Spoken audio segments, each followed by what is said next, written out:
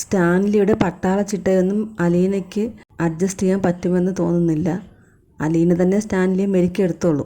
Aleena സ്റ്റാൻലിയുടെ room തുറന്നു നോക്കിയപ്പോൾ Stanley മദ്യപിച്ചുകൊണ്ടിരിക്കുന്നത് കണ്ടു. അലീനയുടെ മുഖം വല്ലാതെയായി. അവൾ ഡോർ അടച്ചിട്ട് പുറത്തുപോയി. സ്റ്റാൻലി പുറകെ വിളിച്ചെങ്കിലും അലീന നിന്നില്ല.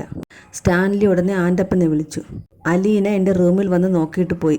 ഞാൻ മദ്യപിക്കുന്നതും പുകവലിക്കുന്നതും അവൾ കണ്ടു. അവൾക്ക് ഇഷ്ടപ്പെട്ടില്ല എന്ന് തോന്നുന്നു. അവൾ തിരിച്ചുപോയി.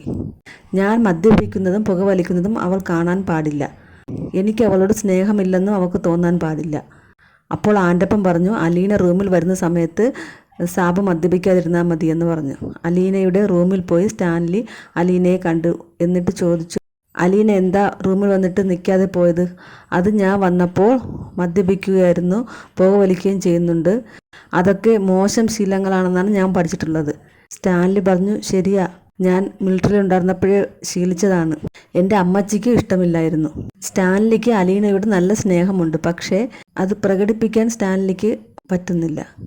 അലീനയോട് പറഞ്ഞു, ഇവിടെ എല്ലാ സൗകര്യങ്ങളും ചെയ്തിട്ടുണ്ട്, എന്തെങ്കിലും കുറവുണ്ടെങ്കിൽ പറഞ്ഞാൽ മതി. ബെഡൊക്കെ ഇത് മതിയല്ലോ.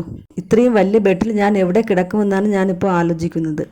ഒരു തലയണ പോലും ഇല്ലാതെ ഒരു ഷീറ്റ് വിരിച്ച് ഞാൻ കിടന്നിട്ടുണ്ട്. സ്റ്റാൻലിക്ക് അത് കേട്ട് വിഷമമായി. എനിക്കതൊന്നും അറിയില്ലായിരുന്നല്ലോ.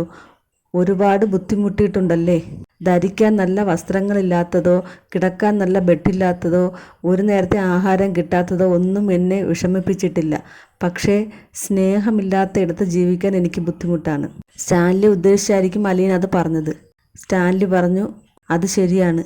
ഇവിടെ എന്നെ സ്നേഹിക്കാൻ എൻ്റെ നായ്ക്കൾ ഉള്ളതുകൊണ്ട് എനിക്ക് ആ ബുദ്ധിമുട്ട് തോന്നിയിട്ടില്ല. അപ്പോൾ അലീന പറഞ്ഞു, ചിലർക്ക് സ്നേഹം തിരിച്ചറിയാനും കഴിയില്ല.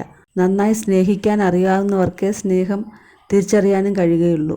അലീനയും സ്റ്റാൻലിയും കൂടി ഫുഡ് കഴിക്കാനിരുന്നപ്പോൾ നല്ല കോമഡിയായിരുന്നു. ഫോർക്കും സ്പൂണും ഉപയോഗിച്ച് ഫുഡ് കഴിക്കാൻ അലീനയ്ക്ക് അറിയില്ലായിരുന്നു. സ്റ്റാൻലി അങ്ങനെ കഴിക്കുന്നത് കണ്ട് അലീനയും അത് ചെയ്യാൻ ശ്രമിച്ചു. അലീനയ്ക്ക് പറ്റുന്നില്ല. നല്ല രസമായിരുന്നു അത്.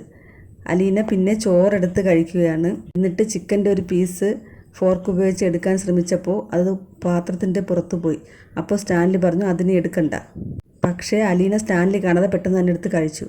അപ്പോൾ സ്റ്റാൻലി പറയുകയാണ്, ഞാൻ പറഞ്ഞതല്ലേ അത് എടുക്കരുതെന്ന്. അപ്പോൾ അലീന മുഖത്തോട്ട് നോക്കുകയാണ്. എനിക്ക് തോന്നുന്നു നാളത്തെ എപ്പിസോഡിൽ അലീന പറയും, ഭക്ഷണം വേസ്റ്റ് ആക്കുന്നത് എനിക്ക് ഇഷ്ടമില്ല, ഒരു നേരത്തെ ആഹാരത്തിന് വേണ്ടി ബുദ്ധിമുട്ടിട്ടുള്ള കാര്യങ്ങളൊക്കെ പറയുമായിരിക്കും എന്ന് തോന്നുന്നുണ്ട്.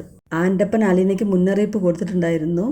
ടേബിൾ മാനേഴ്സ് പാലിക്കണം, ശബ്ദമുണ്ടാക്കരുത്, ഭക്ഷണം പാത്രത്തിൻ്റെ പുറത്ത് പോകരുത്, ഭക്ഷണം കഴിക്കുമ്പോൾ സംസാരിക്കരുത്, എല്ലാത്തിനും ഒരു ചിട്ടയുണ്ട് എന്നൊക്കെ ആൻ്റപ്പൻ പറഞ്ഞിട്ടുണ്ടായിരുന്നു. വൈജയന്തിയെ കാണിക്കുകയാണ്. വൈജയന്തി ബബിതയും കൃഷ്ണമോളെയും വിളിച്ചിട്ട് പറഞ്ഞു, ബാലചന്ദ്രൻ ഇതുവരെയും വന്നില്ലല്ലോ, ഇത്രയും സമയം വേണോ? ഞാൻ മാപ്പിൽ നോക്കിയപ്പോൾ 3 മണിക്കൂറിൻ്റെ യാത്രയല്ലേ ഉള്ളൂ, പിന്നെ എന്താണ് ഇത്രയും താമസിക്കുന്നത്? നിങ്ങളൊന്ന് വിളിച്ചു നോക്കിയെന്ന് പറഞ്ഞു. അങ്ങനെ ബബിത ഫോണിൽ വിളിച്ചു. ബാലചന്ദ്രൻ മേനോൻ പറഞ്ഞു, മോളെ, ഞാൻ ഇന്ന് വരില്ല, ഒരു ഹോട്ടലിൽ റൂമെടുത്ത് താമസിക്കുകയാണ്, നല്ല ക്ഷീണമുണ്ട്, മെൻ്റലിയും ഫിസിക്കലിയും ഞാൻ ടയേർഡാണ്. അപ്പോൾ അലീന ചേച്ചിയൊന്ന് ചോദിച്ചപ്പോൾ പറഞ്ഞു, അതൊക്കെ ഞാൻ വന്നിട്ട് പറയാം എന്ന് പറഞ്ഞിട്ട് ഫോൺ കട്ട് ചെയ്തു. അപ്പോൾ വൈജയന്തി പറയുകയാണ്, അവളും ഉണ്ടാവും കൂടെ, അതാണ് ഹോട്ടലിൽ റൂം എടുത്തത്. അലീന ചേച്ചി അവിടെ കൊണ്ടാക്കിയിട്ടായിരിക്കും അച്ഛൻ പോയതെന്ന് ബബിത ഉറപ്പിച്ചു പറഞ്ഞു. അത് നിനക്കെങ്ങനെ അറിയാൻ പറ്റും? മുമ്പ് ഒരു റിസോർട്ടിൽ പോയി റൂം എടുത്ത് താമസിച്ചതല്ലേ?